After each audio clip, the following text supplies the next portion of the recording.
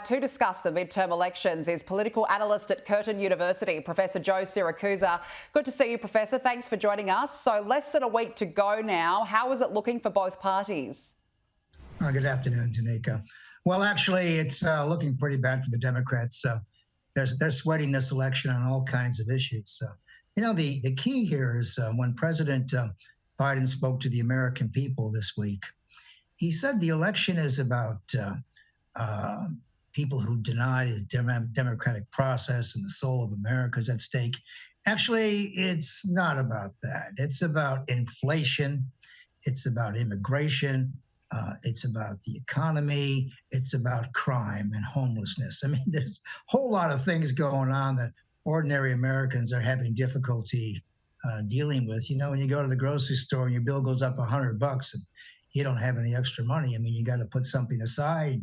And we have the energy bills are all going up. I mean, Americans are like Australians in these kinds of elections. They usually vote with their pocketbook. They're not worried about the other things right now, and they should be worried about other things like North Korea and Iran and Russia and China. We got all kinds of things. All I can say right now is with all the polls that I've seen, there is nothing that's going to move the dial here for the Democratic Party. I suspect they'll lose between 15 and 30 seats. They probably will lose the Senate, in which case the government enters into sort of a paralysis.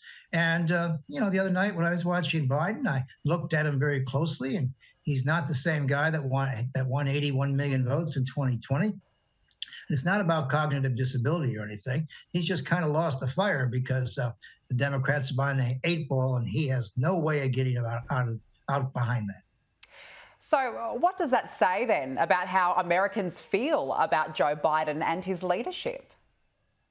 Well, they do not approve. But, keep in mind that George W. Bush is probably the dumbest guy I've ever seen in the White House. He got us in all kinds of wars we couldn't have got in. He gave us Barack Obama. And Barack Obama's 8 years of rock star performance gave us Donald Trump. So, the American pendulum swings back and forth. I mean, the only thing constant this time around is Donald Trump is in the weeds, ready to pounce. I understand he's very close to announcing whether he's going to have all the support of all the Republicans in the party. I don't know. I mean, there's a lot of people who would like to be president and reckon that his time has come and gone and that he's made his contribution, whatever that is. So, but I think Americans are just worried about how to move forward. I remember years ago when the inflation thing hit and mortgages went up 20, 30, 27%, things like that. Same thing happened here in Australia. I mean, America doesn't catch a cold without Australia catching the pneumonia. I mean, whatever happens with the Fed there happens here and all the rest of it. So Australians should be watching this very closely because a lot of their own futures tied up in this in terms of inflation, world economy, and the significance of what's going on in Europe, China, and other places. And, when Biden disappears from the scene, he'll be the third person involved in the so-called AUKUS security treaty, which, of course, is not a security treaty at all. The three of them will have gone.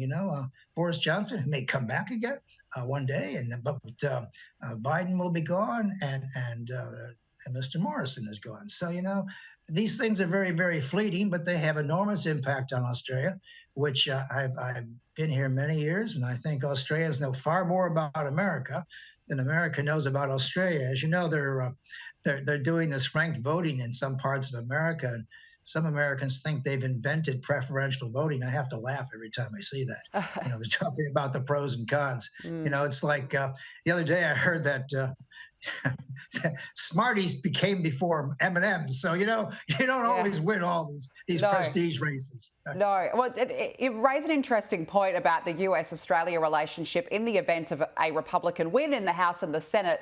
But what about in terms of global issues, particularly the Indo-Pacific? Would a Republican win have an impact? Not really. Look, China and Russia are still seen as the number 1 and 2 problems. But you notice, Danica, this so-called pivot to the Pacific, which has been going on for about 10 years, hasn't quite happened yet. Yes, to be more troops and more B-52s in the top end of Australia and that kind of thing.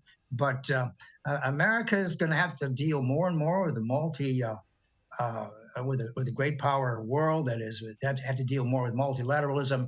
The day of America and Britain and other other great powers of having their say are over. Now we have to sort of sit at the table. You know, I was amazed the other day when I saw President Xi's speech in the presence of the Chancellor of Germany. He was talking about moderation, diplomacy, creating conditions for disengagement from Ukraine. I mean, the day that the leader of the Communist Party in China makes more sense than anybody else should tell you that there's something wrong with this picture.